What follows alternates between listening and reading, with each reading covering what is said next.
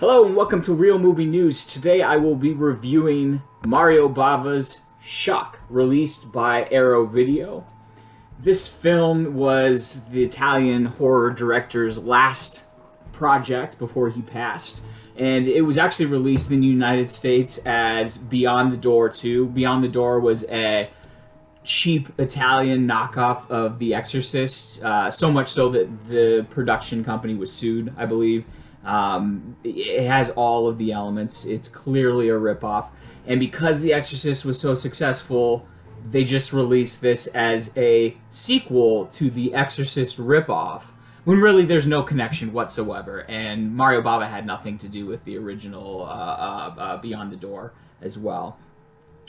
This plot involves Dora, a woman who has recently remarried. I don't know why I keep holding up this cover for you. I will show you what's inside in a second. Dora has remarried recently, and her new husband and her child move into the home previously occupied by her and her previous husband before she had a mental break. The events leading to her ex-husband's demise is kept somewhat mysterious for good reason, and her son, upon moving back into the house, begins to act odd because he's become possessed by the spirit of the deceased husband. Yeah, it's wacky. There's some strange incestual tones in this film, which surprised me, but thoroughly enjoyed. It actually reminded me a lot of the early Roland Emmerich film, which in Germany was released as Joey, but in the United States was released as Making Contact, and is another ripoff. Actually, it's a ripoff of Poltergeist very clearly, but it has a child that begins to develop telekinetic abilities after contacting his deceased father on a children's telephone. So not exactly the same, and it removes all that incestual context or subtext that we get within Shock.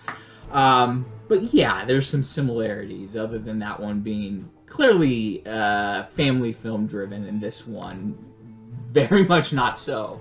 Yeah, it isn't Bava's best film, I would say, but it has some creepy moments, some bizarre, strange sequences.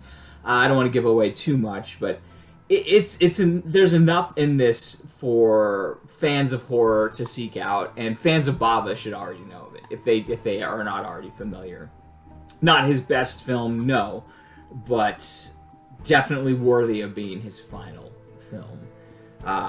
So we'll go ahead and open up. We have obviously our cardboard cover, which is spectacular. But the great thing about the Arrow Video releases is not only the additional artwork that they have inside, as you can see, varies from the cover.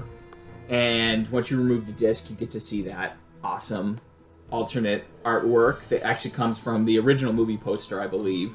And then you get the same description on the back on the inside, which is not too fancy. But you have this booklet as well with the cast and crew and a essay on the inside from Troy Howarth. I hope I'm saying your name correctly. This model, obviously, along with information about the restoration, this model of release, it feels very similar to the Criterion Collection. The great thing about Arrow Video is they have no qualms about releasing B films, genre classics, I guess you could call them, exploitation classics. They're fun, they're campy. They don't have to have the same critical acclaim that some of the films released through Criterion do. But they're given this treatment, this restoration, and this loving care in their release that is just spectacular for film lovers. This is on high-definition Blu-ray, 1080p presentation, and it's from a brand new 2K restoration from the original 35 camera negative. So yeah, good job, Arrow Films. Special features on the disc include new subtitles for the Italian version of the film, for those of you who are purists and prefer to watch it in its original language, though the dubbed version is also, the English language dubbed version is also available here.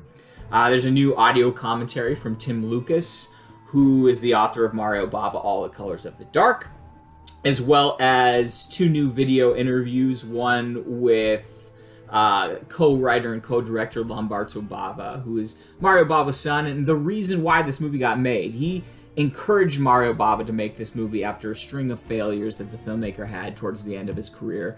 And Lamberto Bava, probably best known for his movies Demons and Demons 2 within the horror genre, kind of helped the process along. So you get a little bit of his voice in this movie also, and his voice in the interview.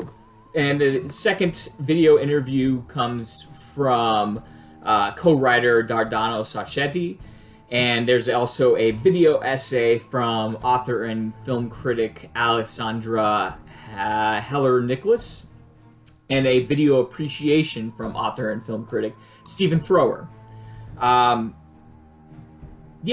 There's also some promotional material, the original Italian trailer, and 4 TV spots for Beyond the Door 2, so the American TV spots released for this movie.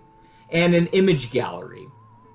Yeah, some fun special features if the movie alone is not enough.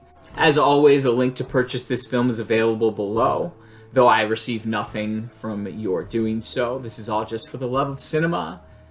And, this has been Real Movie News. Until next time, enjoy the show.